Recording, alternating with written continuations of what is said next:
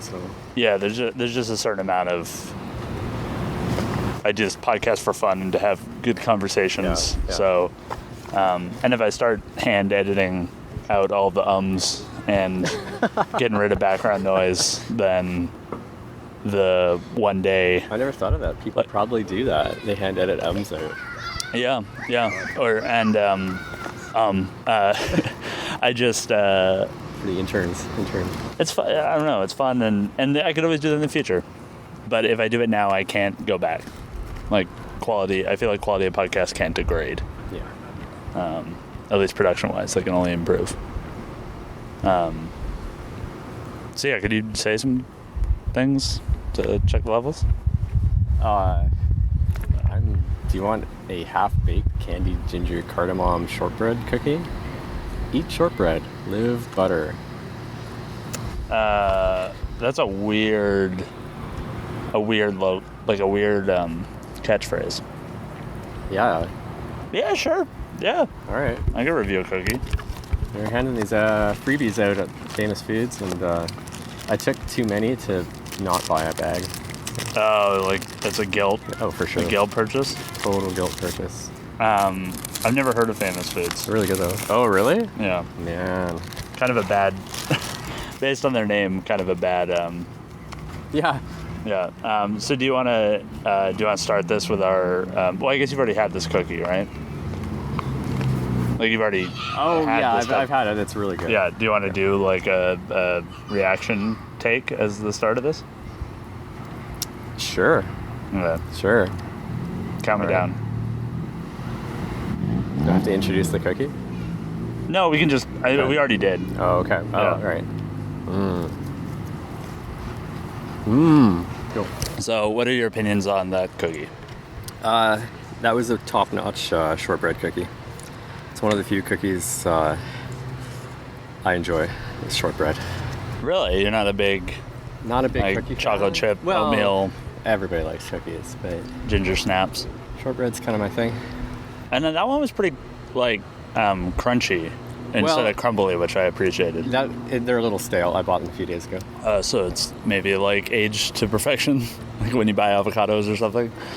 Yes, exactly. So yeah, the levels look good. Shall we begin? Okay. Hello. Hello. Congratulations. Thank you. Yes. Do you know what I'm congratulating you for? Because my game, Cribbage with Grandpas, is now in Indiecade. Is that what you're congratulating? Yeah. Yay. I saw the Facebook post today. So what was the decision process to submitting to that?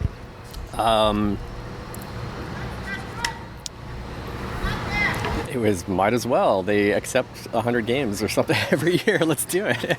So is there are you just submitting to every festival you could possibly? No, not every festival. We didn't submit to IGF just because I don't know. Maybe you got to be optimistic, but that seems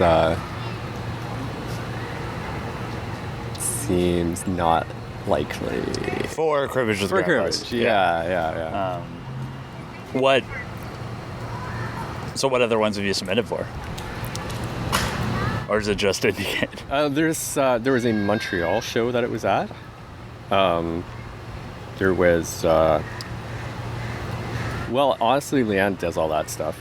This is why I enjoy working on it, because I don't have to do any of the PR or marketing or submitting to things. You just email. programmed and then... I'm just programming. Yeah. And if the show's cool, you might go. Oh, I'm going, yeah. Oh, you're definitely going. Yeah, that'd be cool. Have you been to Indicate before? No. What are your estimations of what Indicate's like? Yeah, a bunch of people, some games, a city. It's in Culver City, right? They moved it to downtown Los Angeles. Oh. Yeah. Weird. Well, I don't know about downtown. I don't know LA. Just Japantown. Oh, Japantown. I don't think I've been to Japantown. I've been to Koreatown. Had some great Korean barbecue in LA. Interesting, because they always had such pride in that area. Did they? It seemed like it from viewing it from afar. They seemed very happy with. But that's exciting. So what are you working on right now? I'm working on a game. It's called Freeways. It's a game about designing freeway interchanges with nothing but your finger. It's inspired by city skylines. For a brief period when that game came out, people were posting really monstrous looking freeway interchanges, spaghetti junctions, if you will. And I thought, wow, that sounds great, but I don't want to spend 4 hours making one. I wonder if you could just draw it on the iPad like you're drawing a picture, like you're using a paint program. So what how did you come across those skyline photos? Twitter. So you see all game tweets? Well, no, but just the ones that filter up into my feed. There's probably a game out there that people are tweeting about that I'm not following that I really wish I was. You know, you only know what you know. Are most of the games you play? I never played City Skylines. I only saw the tweets. Yeah, no, I would guess that because I always had a feeling you kind of exclusively play like alt games or. That's not really true. Oh, okay, yeah. No. I like playing lots of different games, alt games, just niche, small, weird games. But I do have a weakness for just puzzly, strategic games. Things like, can I promo some games that I've been playing? Yeah, go for it. Card Thief, super fun. On iOS. Yeah. Yep. Seems cool. You know, it just tweaks that part of my brain. It's not alty or it's not like just a cool indie puzzle game. Love it. Yeah. So was it ever like a transition to that? Like, did you play like Sonic the Hedgehog as a kid? No, I was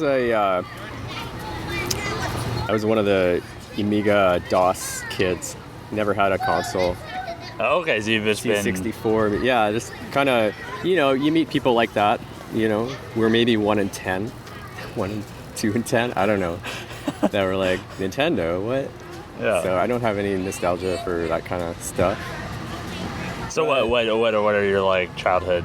What are your like childhood nostalgia games? Well, okay, like for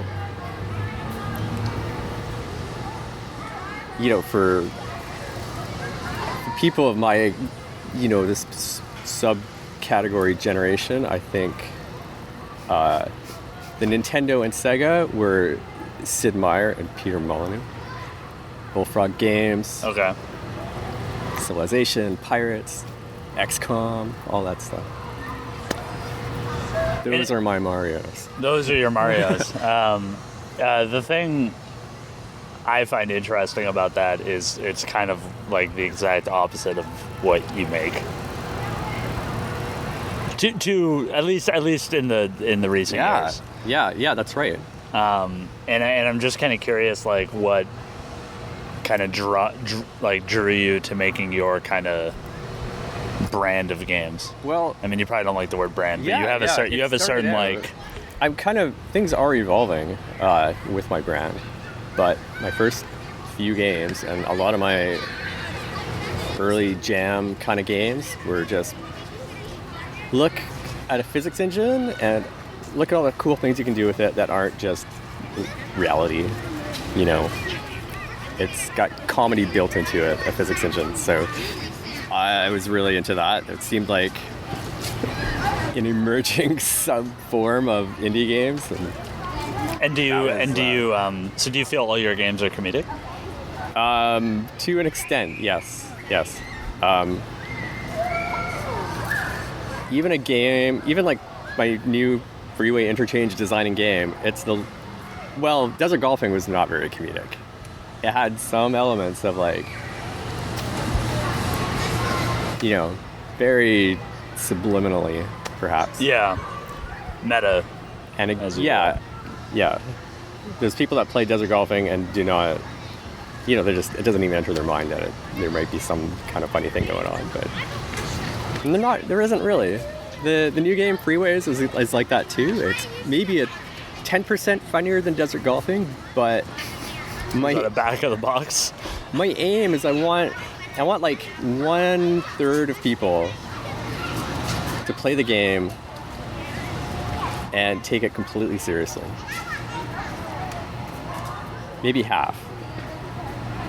And be vocal about how serious they take it. Yeah, just like, I don't know. Maybe I'm just trying to straddle that line between like, hey, look how funny I am. Well, no, I and, think it's a serious game. That's my new kind of thing. Yeah, I mean, I think it really like with a lot of stuff I find funny on the internet. It can come from somebody genuinely doing something that to everybody but them is hilarious. Kind of like those movie review curations, where there's like that Amazon movie reviews, where people like are genuinely writing reviews about movies they purchased, and somebody curates them and kind of posts the ones they find funny. Oh yeah. But I don't think people. I think it's really hard to do something like that and then intentionally try and be funny at that. Yes. And it's interesting that the games you make, you need to put enough there to make it serious to those people, as opposed to making like a purely funny game like that. There's that. It's a Wiener Sports. There's like some sort of Australian Wiener Dog Emporium or something. Sausage Sports? No. Sausage. Wiener. I think it might be Wiener I Sports. thought it was Sausage. Oh, maybe it's Sausage Sports. Oh, no, I mean, I'm thinking Steven Sausage Roll. That's a hell of a game. Yeah. Well, for some people, I've never been daunted in a puzzle game before. I need randomness in my puzzle games. Yeah, I mean, well, yeah, I respect it, but I've never been like, I never felt like I was looking at a mountain of complexity like Steven Sausage Roll, and that was a feel like I didn't even know I could feel in those type of games. Like it felt like a blockbuster AAA game when you're like, oh god, I gotta do this thing, but in just a stack of sausages in a very uniform way. But so how do you play test with people finding it serious? Or do you just kind of play test with your friends who already probably find it funny? Yeah, I just play test with a handful of people, and I usually ignore what they say. So why do you do it then? Or are you just observing? Just like, I don't know, sanity check. Yeah. What are you looking for then? Like in your playtest? What I'm mostly looking for is ideas. Like I feel like I've already built the bubble around me of this game, and if somebody has a left field idea, that's what I'm looking for. That makes me just go like, oh yeah, that's how to like improve the game. Oh, so you're actually like, most people don't want to hear their ideas. Yeah, no, I want to hear only like crazy ideas. Okay. And yeah, sometimes it works. Yeah. Or something goes wrong in the game that you're like, there should be more of that. Yeah, or I don't. Yeah, bugs, sure. Yeah, I don't play test too much. It was fun play testing. I gave Chevy desert golfing to play test. No one had even seen this game. I was like, hey, you want to try this like golf thing I made? And it was like literally 50 holes later, he was like, hey, Chevy, can I have my phone back? And so that was actually pretty fun to play test.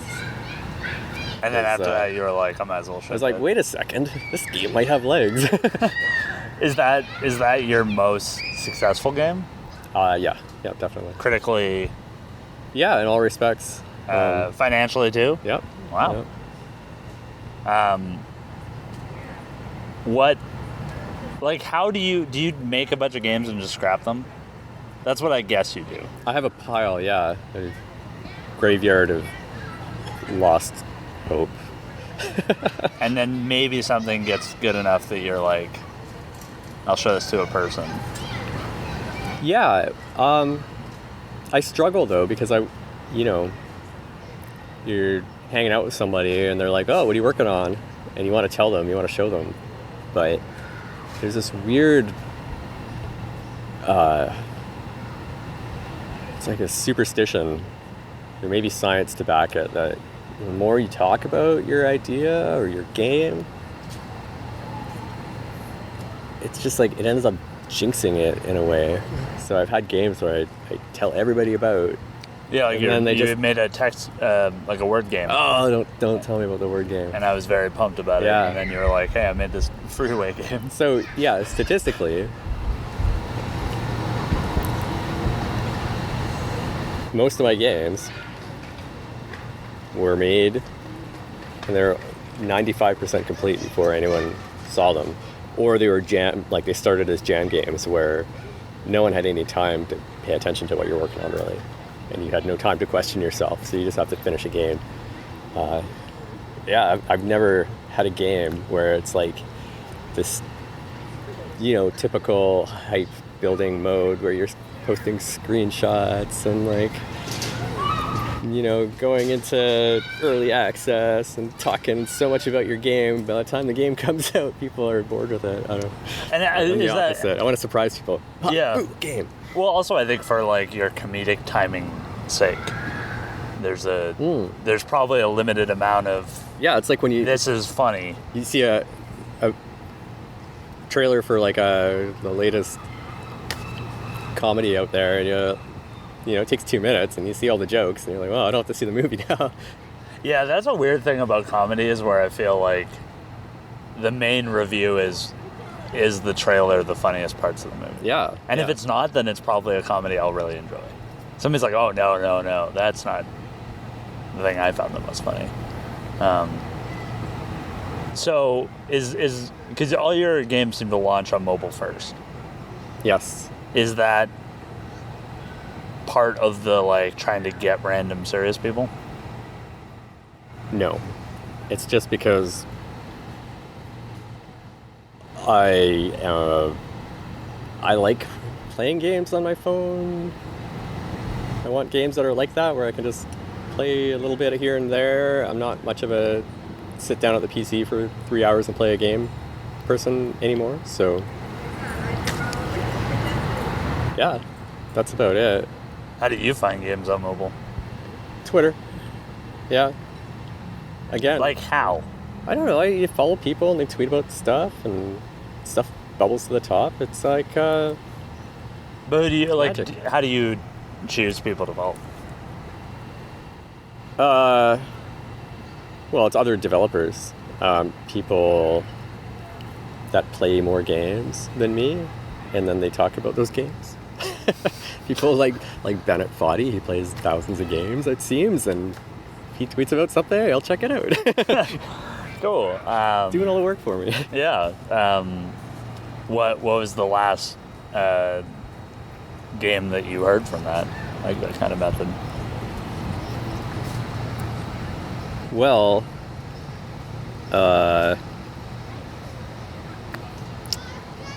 what's the one I just mentioned? Card Hunter? Card Thief. Card Thief? Yeah. Yeah. What else was I playing? Oh, yeah, I was playing, crap. What's it called? Edit this out. Edit out the game name? No, me trying to remember the name. I got a bad memory. Well, why don't we continue? Right. And if it comes into your mind at any point, you can just Loot Rascals. That's a PC game. Playing that a lot. Or I was. I knew as soon as I was going to move on, it was going to come to you. Oh, really? Okay. So how do you name your games? Okay. You go for... Here's a secret. Secret science? Yeah, normally I sell this information, but you make a really wacky name, and then if you can't think of a wacky enough name, you just go ultra literal serious. So Desert Dolphin it is one side, and what it is. EnviroBear is the other one? Yeah, exactly. Is the other side of the spectrum? Yep. Do you think you'll ever have a colon in a game name that you work on? Yeah. I mean, the Freeways game, kind of has a colon. I don't know. No, it doesn't. Where's the colon? Well, it's freeways colon, and then something else. What's that? Well, I'm working on it. Oh, I'm working on the post colon. okay. Yeah. Is that because you're like baiting people who are into like racing games? I feel like racing games always have colons. Oh, really? Yeah. Yeah. Because they like don't want to number it anymore, so it's kind of like they gotta. Well, Like- yeah.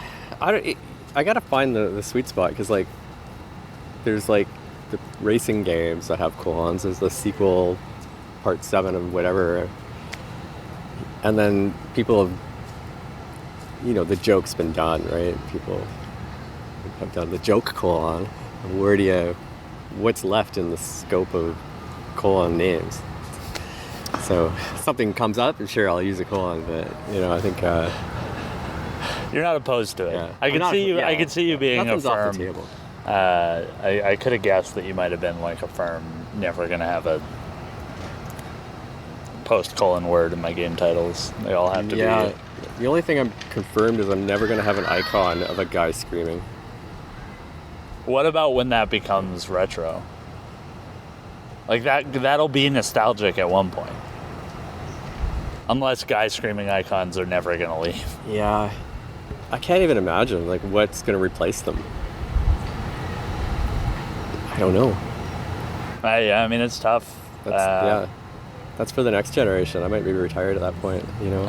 How do you think about what do you think about retirement? About retirement? Yeah, like what are your goals? Do you have like a certain amount of are you Quentin Tarantino gonna make 10 games? I'm just gonna keep making games until I make my Hotline Miami.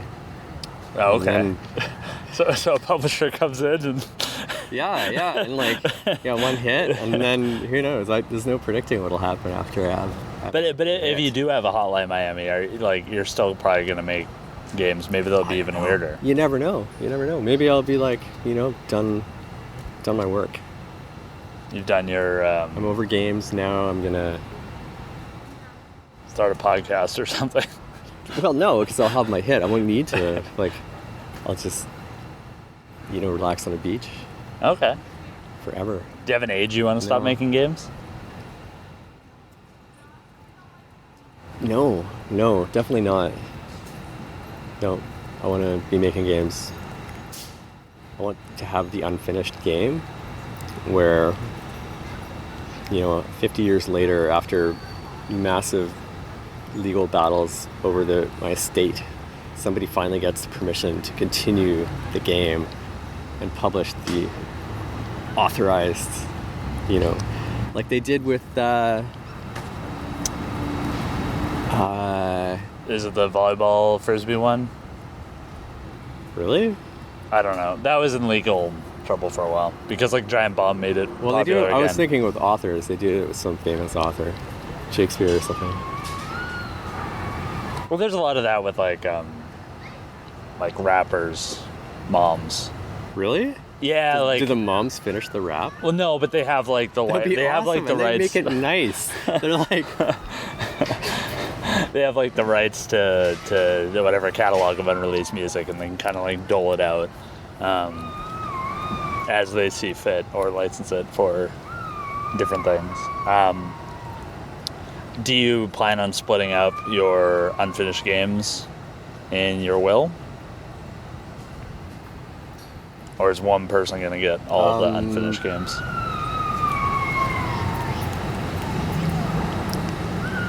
Nobody is going to want to look at that. Even if I'm famous, nobody wants to look at old code. So you're never going to do I'll give it away. I'll put it open free source on GitHub and no one will look at it because it's horrible. So do you build how much reused code is there between your games? Some. Is it a grab bag thing where you're it's I want to I want to write a book or a paper or something. Maybe they exist already, but I believe copy and paste of code is it's an extremely valuable technique for developing creative solutions to games and other things. Cut and paste. You duplicate code. Well, copy paste. Okay. Cut and paste is... Well, I guess the more accurately, it's copy, paste, mutate. So you've got two things. They're identical. You're like, why? Oh, I've got two functions. They do the same thing. Why do I do that in one class and this function in this class? Why don't I put it in a helper class or something? But no, you duplicate it, and then as the code evolves, the one changes and the other changes in a different way, perhaps. So this is how. That's kind of a more popular technique. I feel like there's kind of been a pushback towards like reusable code. Oh, and you mean against it? Yeah, like kind of a pushback towards like polymorphism and stuff like that.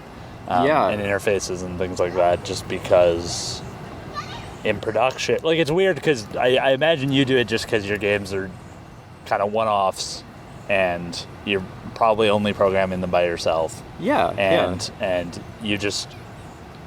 you're fine with doing it. Like for you, it seems like an artistic thing. Well, it's also, I think it's good engineering for small projects. Engineering principles aren't valid on all different sizes of projects. Yeah. Whereas all of the ones I've seen come from, like, we were working on this huge game, we're updating it all the time, and we want to mitigate the amount of bugs we have by one-offing everything, because people are less likely to mess up a one-off than they are like modifying a function that's used. Yeah. I kind of go the other way, where I like really want to reuse functions all the time, maybe to a detriment to, but that's just, I think everybody's got their kind of style they go through. And it's no big deal if you have like, if the cars in your game are one class and the pedestrians are another class entirely, and they don't even share any common code, then it's like, oh no, well, how do I iterate over the cars and the pedestrians all together then? They're not, I don't have one list of all the actors in the game. Well, you just iterate one and then you iterate the other. It's like, people are afraid of like writing code in a weird way. Well, also probably like you're probably not going to add a third thing. Oh no, you might add third or fourth, but it doesn't matter. You're not going to add 100. No, exactly. Yeah, you maybe 6, maybe 1, maybe none. Probably none. Yeah, you should rethink your game design if you don't know how many things you're going to have. Roughly. So is it like you? Because my guess would be you start a new game, you make a completely new. I hope you do source control, but you might not. No, I don't. Yeah, so you just start a new project, and then you would just copy over whatever you needed on demand from the previous one. Yeah, that's how I guess it starts off as like the framework, the engine, drawing sprites and playing sound, etc. So that's all common. Oh, so you do have like a kind of a common. I have an engine, yeah. It's called the Krusty engine. And it kind of mutates every game. It's like, oh, I have to add this feature, so you add it. And then the next game, you just daisy chain it, so you copy that game to the next game, and you've got all those features already. So it's this mutating blob.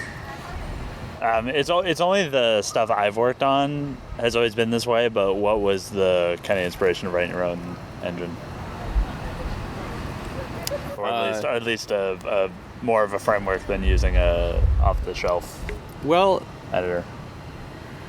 Oh, I see. As opposed to like using Unity, you mean? I guess that's the only option. for iOS, I don't know. Well, I just want to keep things simple. I mean, you could use Unreal, I guess. Simplicity is the key to everything. Like simplicity, like it helps kind of hone your design? Yeah. Yeah, if... it's just... You can't pick and choose simplicity. You have to just do everything with that mindset. Otherwise, I'll never get anything done. I don't know. Unity is too scary. Do you set, like, What's your scheduling process for your games? Don't no. There's no scheduling process. Why are you releasing this game so soon? Well, I've been working on it off and on for a year, and it's like zombies at your gates. They're bashing your walls.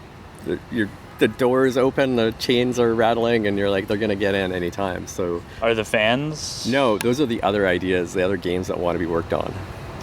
Oh, the other games are the zombies. Yeah. Then what That's not a good analogy. Then what are the games you stopped working on? Dead Zombies? No, they're the zombies. Outside. You never stop working on a game. Oh, You're always okay. coming back. You're always like, oh, what about that time traveling chainsaw game? So that, yeah. In 20 years, when you make that, when you finally release that, Yes. Yes. is that the first public announcement of time traveling chainsaw? Yeah. You know what? At least on record. Here's a funny tidbit. It was one of the first full indies, first, second, or third actual event. I was showing people Time Saw, this time traveling chainsaw game on my phone, going, "Hey, this is what I'm working on, Time Saw." It predates the spelling game. So is that like that's like 2013, or like? Cause I've only been going to full indie since I started working on Darkest Dungeon. No, honestly, it feels sooner. 2013. Feels more 2014? like 12, 13. 12. Yeah. Oh, okay. Wow. But nobody recorded that. Nobody tweeted about that, probably. Trying to get exclusives here, Justin. Yeah.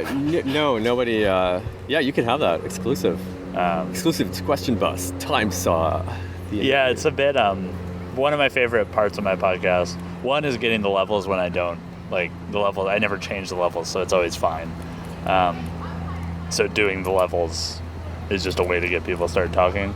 One of my favorite things. The other thing is most of the people that I interview have never heard of the podcast.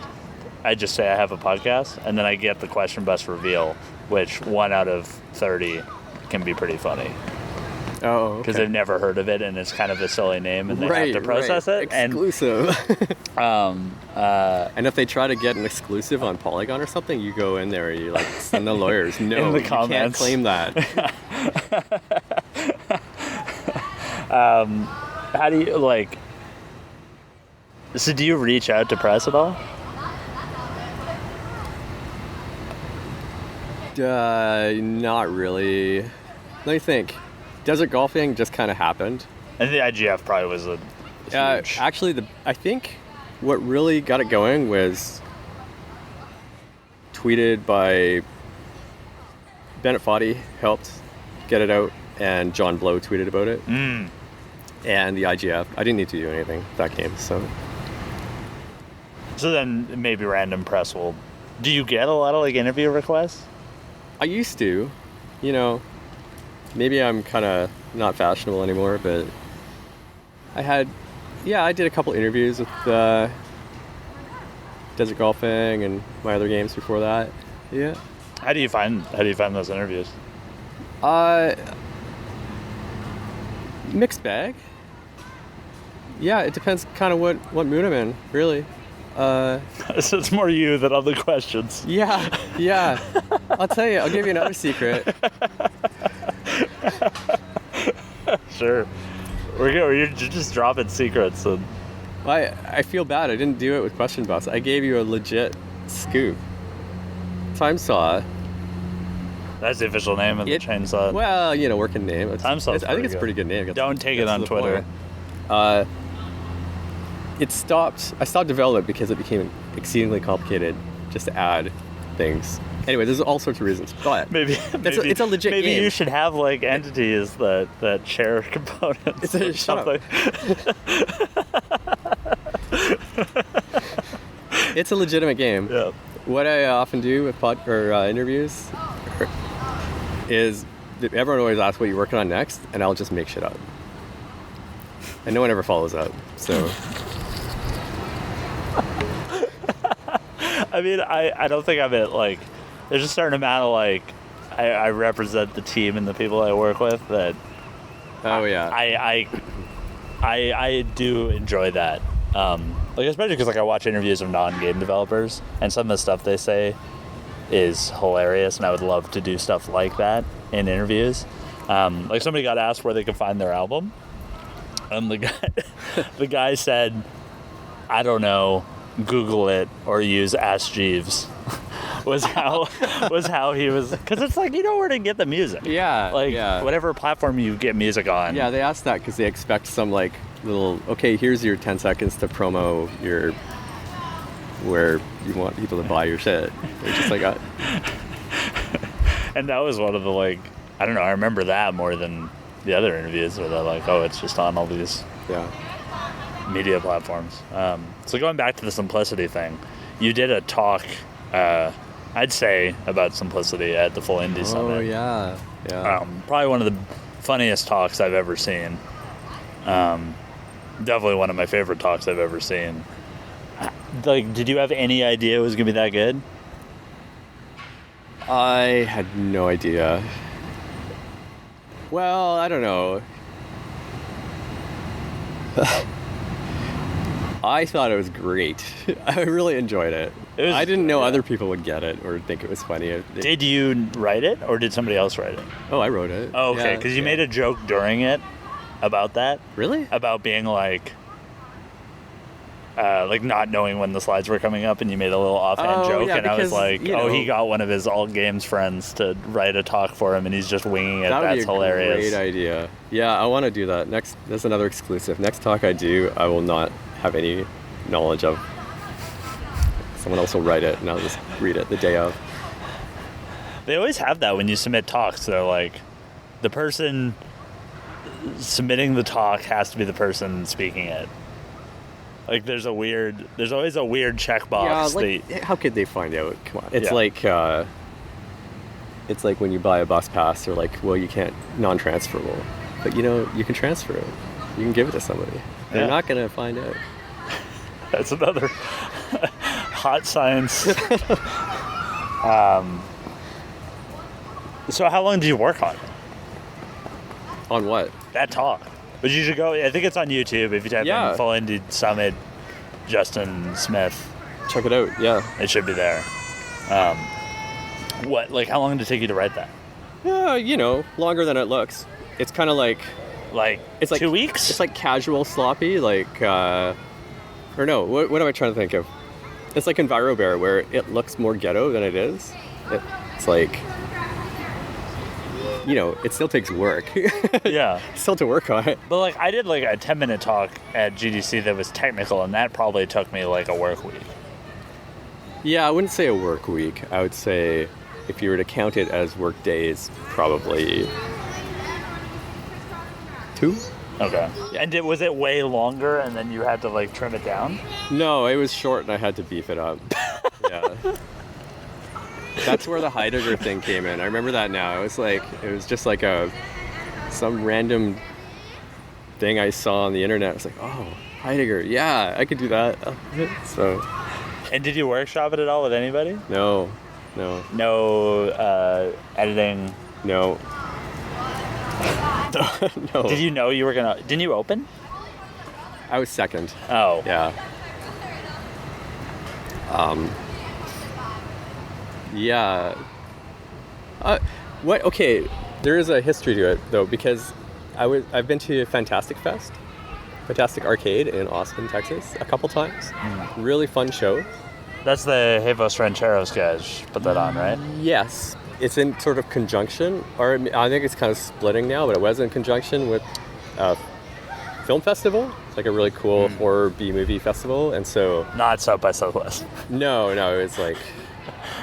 But it kind of gave it a cool vibe. There's rando film festival people walking around playing your games, and you get bored, you go watch a film. It was kind of cool. I really enjoyed it, and it was very low-key and casual. So I had EnviroBear in there and No Brakes Ballet. Hell of a game. I love No Brakes Ballet. Thanks. Every time I talk about the Ouya, I have to bring up No Brakes Ballet. So you show the game, and there's a theater there's all these theaters for the movies. They have one for the game people, and they're like, oh yeah, you got to give a talk. Just talk about your game and blah, blah, blah. So that's always like last minute homework. Oh shit, okay, I gotta talk for 15 minutes about my game, or they make you talk for half an hour. And so I just, yeah, that's maybe where I learned. So that. you wing it. You winged that one, so you were like, I could do that. Yeah. I was like, yeah, that went over well. I just took some screenshots and stole some images off the internet and rolled with a couple of stupid ideas, and people seem to like it, so all right. How do you feel about, like, people talking about development? Because I feel like it's in a very interesting place now, just because people, like your talk was comedic. There is insight to be learned and inspiration to be had, but it is extremely comedic. And at GDC, at the IGF, like, Teddy's been doing this talk every year. I don't know if you've seen it, where like somebody plays some famous musician, relatively famous for video games, plays live music, like live EDM music, or I don't even know if you're dancing, live electronic music, and then he just talks about life. Oh, yeah. And like, that's kind of nuts to me. Just like that's now a thing. Like, or like Tim Rogers does amazing talks because he's hilarious to me. Yeah, there needs to be, I don't know, it's all about balance. You go to a conference, if every talk was just like, the informational ones you just can look at online, you find the slides or the website, it's more informative than listening to somebody. So you kind of, you go to a conference a little bit for entertainment purposes. It's not all serious, I don't think. Well, yeah, the conference itself is never all serious. Yeah. It's a very social thing. Like, the social value is almost one of the more important things, I feel, especially for like indie developers or smaller developers. Yeah, but if every talk was just someone being goofy, then it would probably not last very long. Like, why am I spending $700 to see people like act like idiots? So, do you have any favorite talks you've seen over the years? I'm a big fan of Cactus. He did a great talk back in, I guess, 2011. Where his slides were just, he made a game for his slides. So it was just a game maker game to express his point about games. And it was actually the first time I heard, it seems all hilarious now that people are into alt games and whatnot, but it was the first time I saw, like, in text, like, someone actually making the point, games don't have to be fun. It's like, oh yeah, okay, I guess this is the future now. Games don't have to be fun. Then he ran out of time during his talk, so he just put on Lost Highway for 10 minutes. Is that a David Lynch movie? Oh, okay. Yeah. It's like, I like this movie. I'm really inspired. And then you expect like a 10-second clip, but it was just using up the rest of the time. Yeah, when I went to the Fringe Festival this year in Edinburgh, I went to this talk in which somebody, it was like a comedic performance about games, but like the players would play, like he made a bunch of joke games. Oh, cool. And then he would kind of like, the controller would work its way, because it's a relatively small audience. It was like 40 people or something. And the games would kind of, like, the controllers would get passed through the audience, and they would all play these parts of games, and then he would cut to random video game facts or random video game-based jokes. And then at the end, he kind of got people to, like, draw stuff, and then he made a really terrible platformer. Kind of, like, with whatever characters they made. Like, it was this weird, like... Interactive game-making comedic thing. That's great.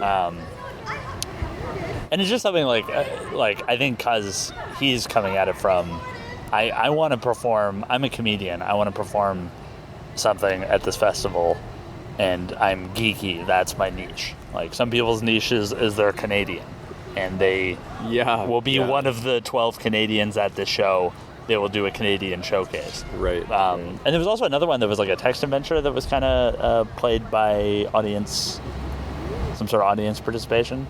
But I kind of wish there was more of that, like at like proper game conferences. Yeah, that'd be great. So you mentioned that like that was kind of where you didn't know about alt games, but then you saw games didn't need to be fun, and that kind of got you into alt games. Would you say, or made you realize what alt games were? Yeah.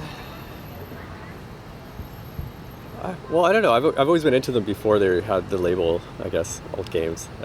That might be the most alt game statement. Yeah. Yeah, I'm only into games that you've never heard of. Is that the best description of alt games? Like games that don't need to be fun, or are not apparently fun? The best description, in my opinion, is just games that are personal. They're made by a person. You can feel the authorship behind them, and it's just a communication from one person to the player. That's my favorite kind of definition. Whether it's fun or not fun or serious or silly, it doesn't matter. It's just... I have to say there's something kind of beautiful about, like with alt games, that everybody's going to kind of have what they think alt games are, or their definition, and that in its way is a very personal thing that... Yeah. Like I find it weird because I find I have to describe it often to people that don't know a lot about video games. How do you describe it? I normally say that, like, I normally go weird in a very endearing way. I don't normally convey how endearing I mean by weird, but I normally say, like, it's kind of a splinter. Like, it's for people where indie games are not weird enough. Yeah, like that's kind of the genre. Indie games are now too mainstream. And then I normally bring up that Frankie, maybe his name's not Frank, the guy who did the game where you gotta, like, it's split in half and you gotta jerk off the car while you drive it. Oh yeah. Stick shift maybe. Robert Yang, yeah. Is that what it's called? No, that's the author, Robert Yang. Oh yeah, Robert Yang. Like that's always the game I go to for some reason because I feel like it conveys what you might be up for. Yeah, it's kind of the least subtle. Yeah. Because it's hard to get subtlety right away, but if you're like... And then normally they look at me kind of weird, and I'm like, oh yeah, and then there's this game called Papers, Please. And that's a much better... Yeah. I really need to start leading with Papers, Please.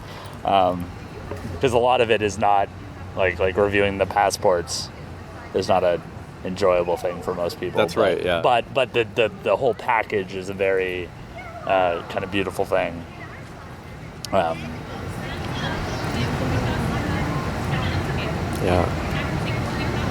Where is there like a alt game show, or is that kind of not? Is that when it all crumbles down? Is there an alt games show? Yeah. You mean like the one in Vancouver?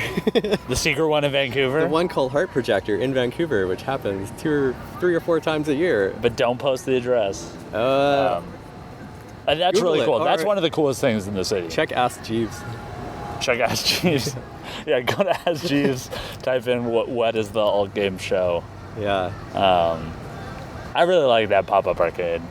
I think it's rad. Yeah. It's fun. It's fun to put on. It's fun to go to. And the curation's like really good for me because like I don't have a desire to curate that stuff for myself.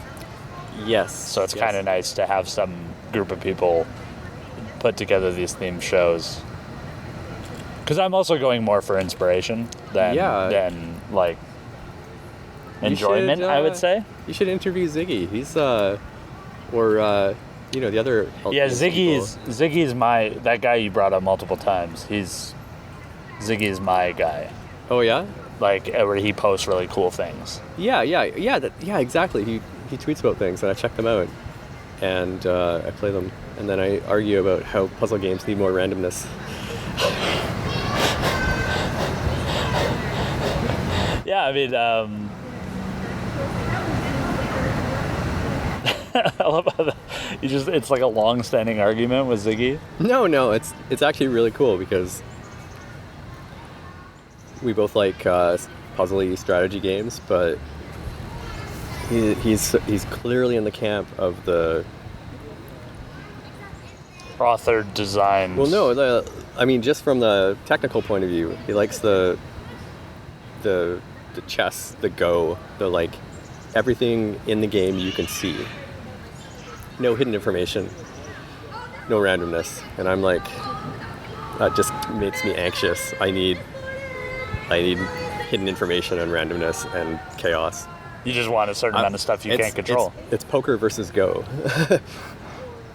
Right? Yeah. There's equal skill, not equal, sure, there's skill to both of them, but they're different.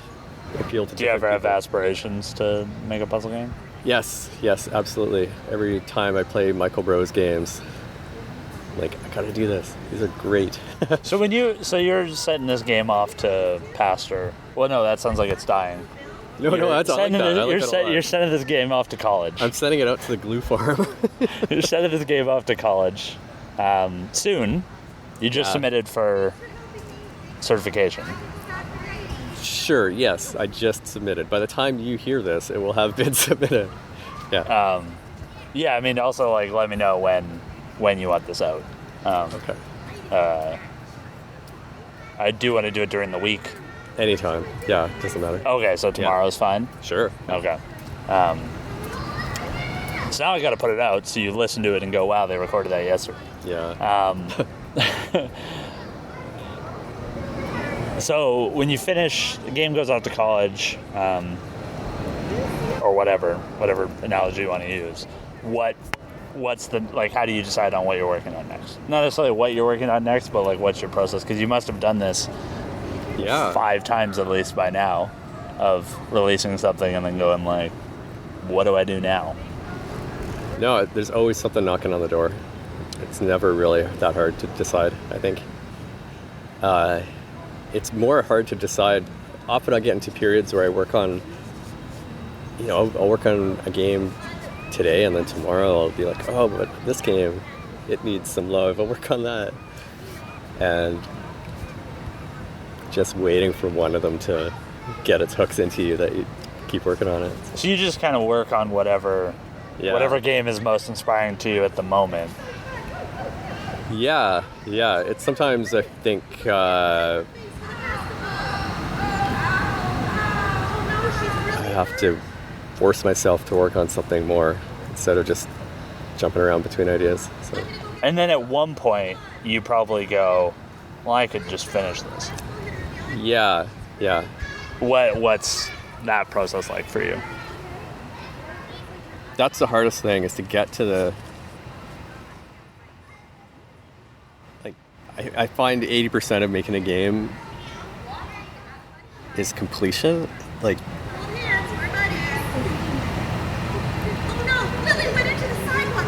there's no middle. You begin it, you try to fool yourself into working on something until you get to this certain magic point, and then for the next month you're finishing the game, and you wake up and you're like, well, what do I do? Well, it's obvious what you do. You got to finish the game. Yeah. There's no like iteration or design. Is that kind of the time frame for when you gotta like make a game sell out and put it out? Is that like kind of the time frame? What? Like a month? Oh, I try. Yeah, it never works out that way. What does it always end up being? Or just vary? It varies. Yeah. What was finishing Desert Golfing? That one was so quick. That was a 2-week project. It doesn't even really qualify. It was like, It was done when you decided by the time I had the idea, by the time I had the idea, maybe a day later, it's like, oh yeah, this works. And then the next 2 weeks was completion. It was like, okay, just gotta do the thing that you gotta do and then get it out. So, the sooner you can reach that point, the better. Oh, interesting. I for some reason I thought you might have had like always the same, like kind of a similar like, okay, I'm gonna finish this, and then you're like, it'll take a month, and then it always took 3 or something. Yeah, that's basically it. How long? So it's been about 3 months, kind of polishing up freeways. I started on it maybe a year ago. Like 8 months ago. I guess in January. And I left it. I started and stopped it a few times. Probably a month work each time, so it's probably been a 3-month project. Okay. Which it's going to be, unless I can figure out some magic way to make it work on small phone screens, it's going to be iPad and PC only, and Android tablets, which doesn't bode well for sales. So it may in fact be my worst performing game. No Breaks Valet came out on phone? Yeah. Yeah, you can play it on your phone. It plays pretty well on the phone. Best on the Ouya. Summer Sports Simulator. That actually plays really crappy on your phone. No one seems to have complained. It really works way better on iPad.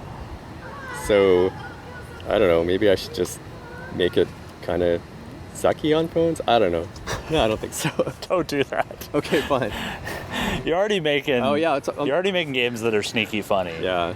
You don't need to be making them purposely bad. Yeah. I forgot. I have to write this down to play Mini Metro and see if they made it playable on phones, and if so, how they did it. So that's the closest comparable to my game. It's like a ghetto Mini Metro. I really liked Mini Metro. I bought the EA pass thing to get to get a free trial of Mass Effect because I wanted to see what Mass Effect Drama was like, and then I just played Mini Metro. Nice. Though I'm a bit offended there's no Vancouver level. And I really want to do Mini Metro Question Bus mashup art. On a very, there's a certain amount of things I want to do in my life that are high priority. That's really low.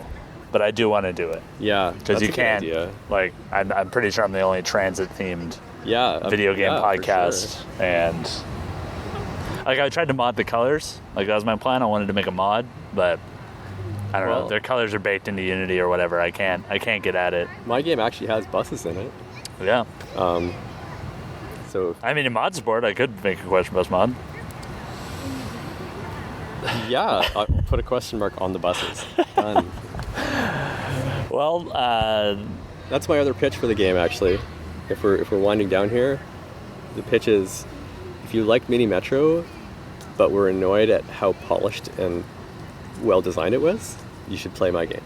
Or if you liked Mini Metro but rather drive on highways than take trains. Sure. Yeah. Freeway. Colon the game? No, I'm just calling it Freeways. Freeways. Is Freeway your favorite Rockefeller rapper? Yeah, I love that guy. Always him over Memphis Bleak. I need A. Yeah. Well, thanks for being on the Question Bus. Thank you. It was very enjoyable. And is there anything else you want to plug? Also, what's your name again? My name's Justin Smith. Normally I open with that, but because I know you. Paste that at the beginning. And that's me. You don't have any no, just Twitter accounts, Instagram accounts. Yeah, no, just ask Jeeves it. Just ask Jeeves. Justin Smith. Yeah. Justin Smith. See what comes up. Let him know what you think about the podcast. Yeah. And hope you have a wonderful day. Goodbye.